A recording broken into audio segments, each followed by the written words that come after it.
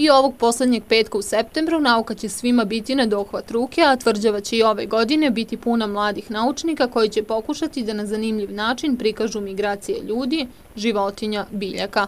Naučno truckanje, Nikola Tesla od Evrope do Amerike, Evropsko ćoše, lekcije Marije Kiri, tvrđava kroz ljude i vreme, samo su deo naziva naučnih programa koji će se odvijati u Nišu.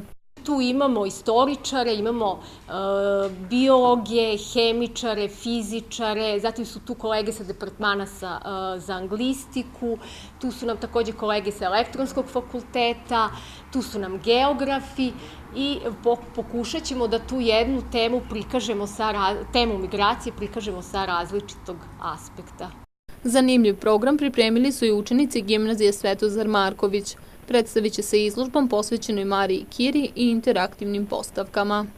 Prva interaktivna postavka se tiče Konstantina Velikog i zove se upravo tako Konstantin Veliki nepoznato o poznatom, u kojoj se upravo govori o kulturnim migracijama i uticaju istorijskom i kulturnom koje Vizantija ima na ove prostore. Druga interaktivna postavka se zove Vratit će se rode i tiče se migracije u životinskom carstvu, konkretno migracija ptica.